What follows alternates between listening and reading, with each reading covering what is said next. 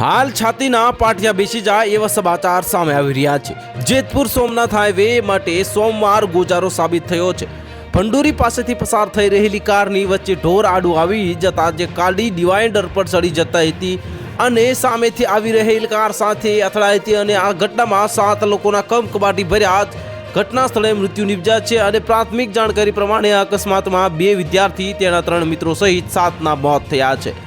આ ગમખાર અકસ્માતમાં 2 વિદ્યાર્થીઓ સહિત કુલ 7 કળનો જે કોળીઓ બની ગયા હતા અને બનાવ અંગેની જાણ થતાં જ આસપાસના લોકો તાત્કાલિક અસરથી ઘટના સ્થળે આવી પહોંચ્યા હતા અને દ્રશ્યોમાં જોઈ શકાય છે કે આ અકસ્માત બાદ બંને કારને મોટા પાયે નુકસાન થયું છે, જેમાં એક ગાડીને આગળનો ભાગ પડીકો વળી ગયો છે। આ સમગ્ર ઘટનાની સીસીટીવી ફૂટેજ પણ સામે આવ્યા છે, જેમાં જોઈ શકાય છે કે કેવી રીતે આ જે ગમખ્વાર અકસ્માત સર્જાયો હતો અને ગાડી ડિવાઈડર પર ચડી ગઈ હતી અને સામેથી આવી રહેલી કાર સાથે અથડાઈ ગઈ હતી।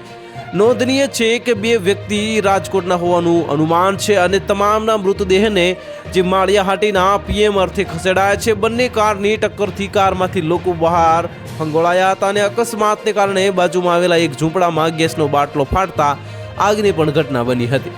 તો હાલ માટે આટલું જ। મળીશું નવી અપડેટ સાથે। જો તમને અમારા વિડીયો પસંદ આવતા હોય તો વિડીયોને લાઇક કરી દેજો, ચેનલને સબસ્ક્રાઇબ કરી બાજુમાં આવેલા બેલ આઇકનને દબાવી દો, જેથી તમને આવા સમાચારની અપડેટ મળતી રહે।